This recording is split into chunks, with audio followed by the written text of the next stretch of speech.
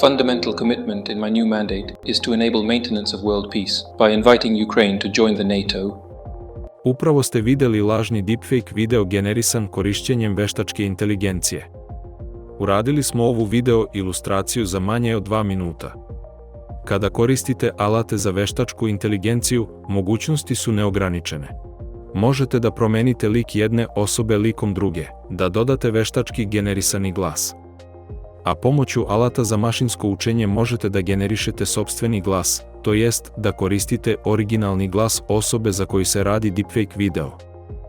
My name is Donald Trump, and I am the president of Russian Federation. Uz pomoć veštačke inteligencije potrebno je samo nekoliko minuta da obična informacija postane zlonamerna dezinformacije.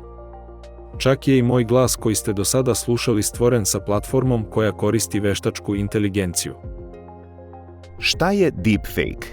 To je sintetički medijski sadržaj koji lažno predstavlja likove i događaje, kreirane korišćenjem veštačke inteligencije, algoritama mašinskog učenja i metodama dubokog učenja. Mogu biti ubedljivo realistični i teški za otkrivanje kada se dobro urade uz pomoć sofisticiranih i moćnih tehnologija. Neki od njih mogu izgledati kao naivna šala, zabava, nevino šegačenje ili igra. I am not Morgan Freeman, and what you see is not real. Ali u stvarnom životu situacija je drugačija. Najčešće je motiv stvaranje paralelne stvarnosti u unosne svrhe interesnih grupa kroz manipulaciju i iskrivljavanje istine. Bilo da su motivi politički, geostrateški ili profiterski, žrtva je ista. Istina. Përshëndetje të gjithëve, siç e keni marrë vesh së fundmi nga lajmet e fundit, unë këto 2 ditë sapo kam bler dhe Twitter. I am from Republic of Srpska. There has been a lot of debating lately whether or not I am Serb, but now the time has come to proudly say, yes I am. Zlonamernom upotrebom veštačke inteligencije za stvaranje deepfake videa, građani iz zemalja Zapadnog Balkana našli su se na meti deepfakera. Na ovim prostorima, poznatim po istorijskim neslogama, bilo da su verske ili nacionalne, koriste se razne tehnike za produbljavanje istih. Neki od ovih deepfake videa lokalno generišu farme trolova, a drugi se preuzimaju često iz ruskih i proruskih izvora. І раджу скласти зброю і повернутися до своїх сімей. Međutim, sama prikladnost regiona Zapadnog Balkana za širenje lažnih sadržaja je u tome što se originalni narativ koji stoji iza svakog od tih sadržaja uspešno prilagođava i menja u zavisnosti od teritorije na koju se širi. Tako određeni deepfake sadržaj, prvobitno kreiran u svrhu hvatanja pažnje ili klik mamaca, sa jedne strane koriste prevaranti koji uzimaju novac od prevarenih korisnika ili kradu lične podatke, a sa druge kao deo narativa za širenje međuetničke ili verske mržnje. Pojavile su se desetine lažnih fotografija Pape Franje, lažno ga predstavljajući kao promotera takozvanih perverznih zapadnih vrednosti, koristeći narativ da je on neprijatelj pravoslavlja.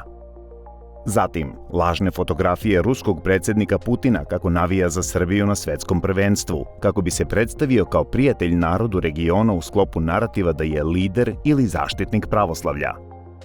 2023. godine počele su da se pojavljuju političke manipulacije koje bi mogle da podstiču nasilje.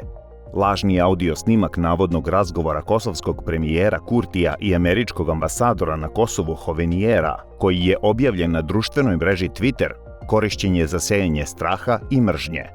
U njemu ambasador Hovenier izražava zabrinutost zbog masovnih hapšenja Srba na Kosovu. And with all those baseless arrests of Serbs, I have to tell you that it needs to be stopped as soon as possible. The arrest of Serbs is the price that Serbs have to pay. Snimak je demantiran, ali je poslužio kao izgovor srpskim trolovima i tabloidima da podstiču nacionalnu netoleranciju.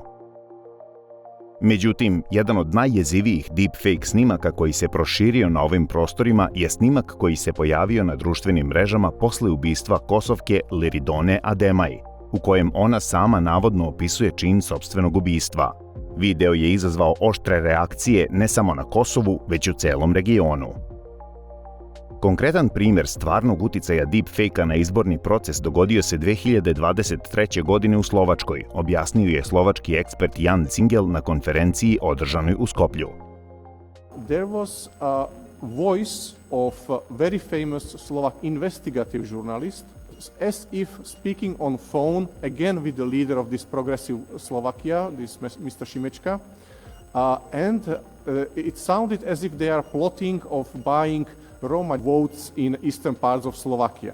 One day before the elections, the director of Russia's civilian intelligence service, the foreign intelligence service, Mr. Narishkin, went on Russia First Channel saying that the elections in Slovakia will be stolen by the US.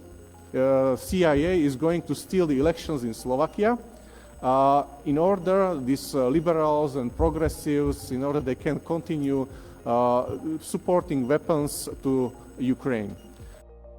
U takvom geopolitičkom konceptu neophodno je povećati znanje o mogućnostima koje nudi veštačka inteligencija, ali i o rizicima, posebno u domenu kreiranja lažnog sadržaja, s obzirom na to da ciljna grupa za ove deepfake video snimke, građani, služe kao mediji za njihovo dalje širenje, uz dalje deljenje tih sadržaja putem društvenih mreža.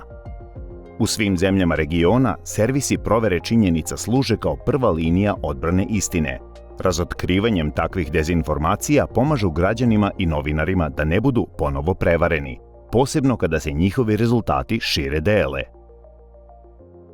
U tom smislu potrebno je široko obrazovanje, edukacija građana o ranom prepoznavanju lažnih sadržaja i tehnika manipulacije kroz obrazovni sistem i putem medija.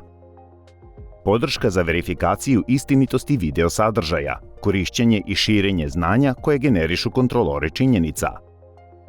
Saradnja državnih institucija sa civilnim društvom, medijima, akademicima, poslovnim i drugim akterima u kreiranju javnih politika za rešavanje izazova vezanih za ovu vrstu dezinformacija, u skladu sa propisima Evropske unije.